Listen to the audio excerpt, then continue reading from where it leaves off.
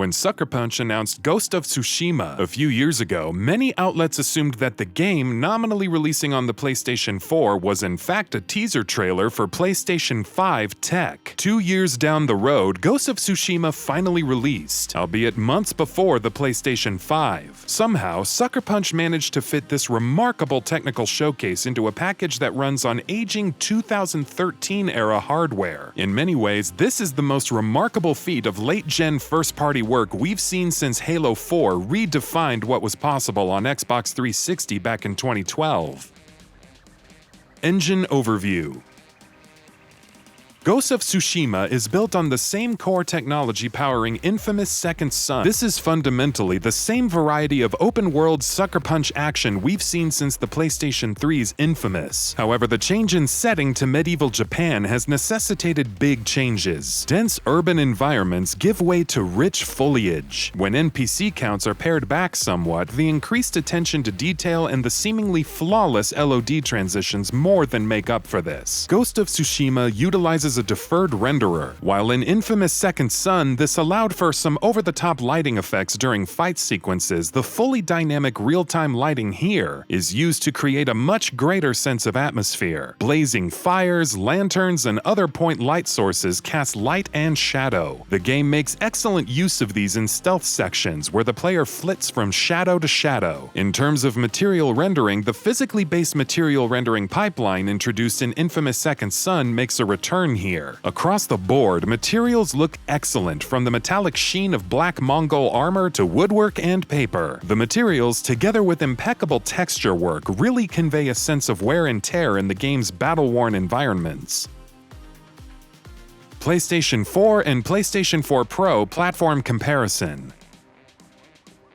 Before we proceed ahead, a note for you. We analyzed the game's performance by taking some sample scenes from the game and running it through Teardrop, an open-source software. Note that this tool gives us a mere demonstration of the game's performance because an exact one-to-one representation of performance can only be provided by the developers themselves, since they have access to a vast array of tools and profilers. Both the PS4 and PS4 Pro deliver reasonable image quality and performance. The anti-aliasing solution in place really helps, especially with a PlayStation 4 Pro hooked up to a 4K display. The PlayStation 4 outputs a native 1080p and targets 30 frames per second. However, intense scenes, especially with a high volume of particle effects, see it drop well under into the high 20s. This can be a slight annoyance, especially during combat. The PS4 Pro offers two modes, which are higher resolution mode and better frame rate mode. The former opts for a conservative 1800p checkerboard output. This looks better than 1080p, of course, and together with the excellent AA holds up reasonably well on a 4K panel. However, other titles like Horizon Zero Dawn deliver noticeably better image quality. Moreover, PS4 Pro performance isn't quite where it could have been. At 1800p, we see a few drops below 30 FPS. As noted, the PS4 Pro also offers a performance mode, but those looking for a Neo-style 60 FPS update are out of luck. Performance mode drops the PS4 Pro to 1080p 30 FPS.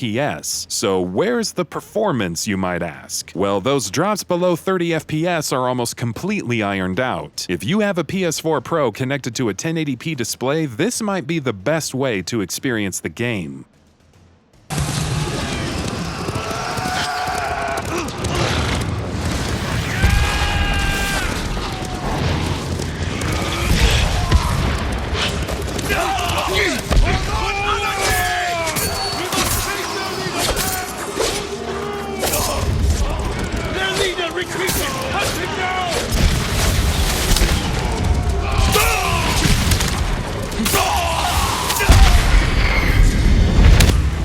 So many. We have to keep pushing, Lord Sakai, even if it costs us our lives. As you command, Lord Shimura.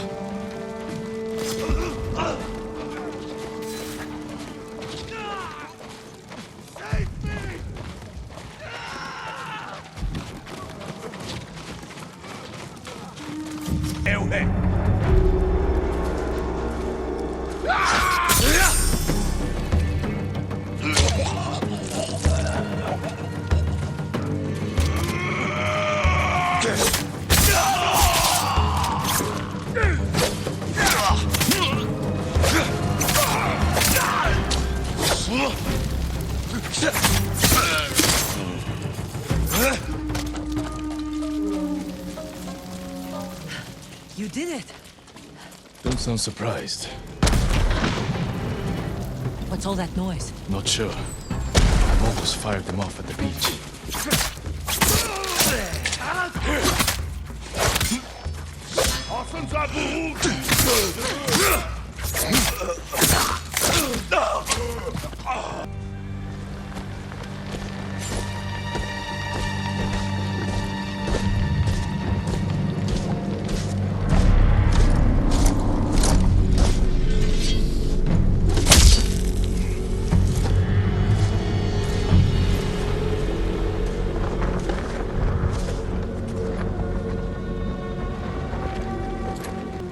I am Khotan, cousin of Kublai, grandson of Genghis.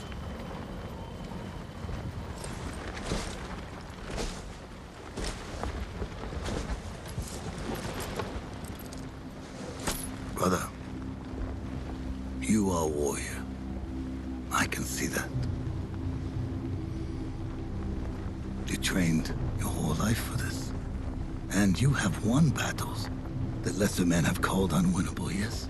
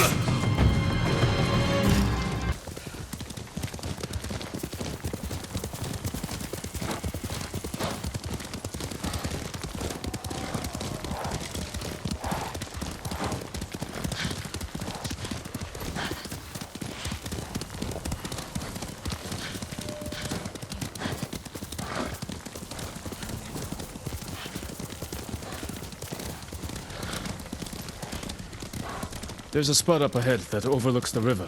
Should give us a good view of the Mongol camp.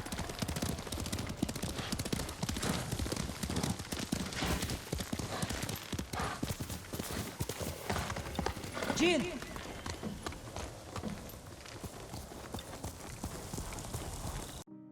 Character rendering.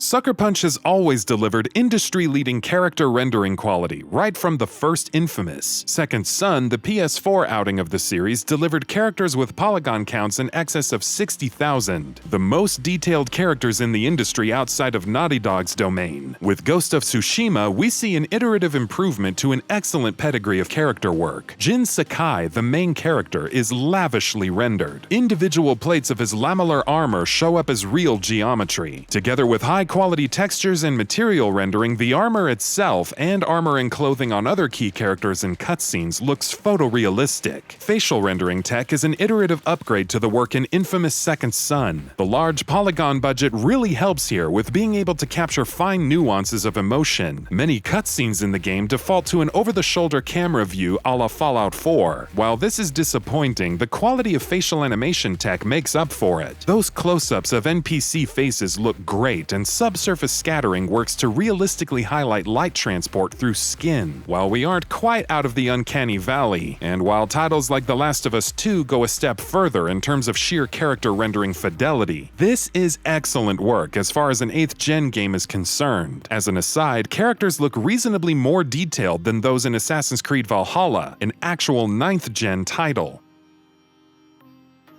Particle effects. Particles and transparency effects are a strong suit for Sucker Punch's engine. The particle rendering model was built around the need to accommodate those explosions and electrical effects. As a game set in medieval Japan, there aren't exactly that many use cases where huge over-the-top particle effects make sense. However, Sucker Punch has adapted its tech to closely fit with the new environment. GPU-accelerated particles make a comeback here, but instead of large-scale explosions, players are treated to literal clouds of leaves and debris whirling through the environment. Leaves and debris move around as your character moves through the environment, adding a much-needed element of dynamism even in low-key stealth sections. The particle effects pair well with a best-in-class weather system, volumetric cloud rendering, and a dynamic wind system affecting the direction of foliage movement pair with the high LODs and excellent environmental rendering quality to make even the most desolate in-game scenes dynamic. In some ways, this is the inverse of the approach in Second Son. While NPCs and urban environments have been taken out of the picture, Sucker Punch adds vibrancy and dynamism to nature. Volumetric particle volumes are also deployed to good effect. The sun and other light sources illuminate clouds of dust and ash to create an ever-present haze in certain areas, adding layers of atmosphere.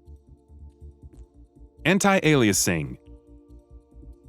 Ghost of Tsushima builds on the excellent anti-aliasing solution we saw earlier in infamous Second Son. Essentially, we're looking at something akin to the post-process AA and TAA solution many recent games have implemented, but without a significant hit to image sharpness. Transparencies and model edges receive excellent coverage across the board, and this is managed without the annoying Vaseline smear effect a number of games introduce. At times, the temporal component of the anti-aliasing solution chokes. This is noticeable in scenes with fast-moving objects where you'll see a bit of ghosting and a loss of sharpness around the edges. However, by and large, anti-aliasing is excellent here. This is all the more important since Ghost of Tsushima's vast fields, showcased early on, would have exhibited an unbearable amount of shimmering without TAA. Conclusion. All in all, Ghost of Tsushima is a remarkable technological achievement and a swan song for the PS4 in almost the same way as The Last of Us 2, combining vast open-world environments with attention to fine detail and a remarkable particle rendering system. Ghost of Tsushima reminds us of just what the PS4 can accomplish when first-party studios work with mature tech. It also offers us a glimpse of what Sucker Punch has in mind for the 9th gen. And that about does it for this video. If you enjoyed what you watched and want to see more from Gaming Bolt, please hit the subscribe button. Also, don't forget to switch on the notifications bell icon next to it. That way you'll never miss any of our videos. Thanks for watching.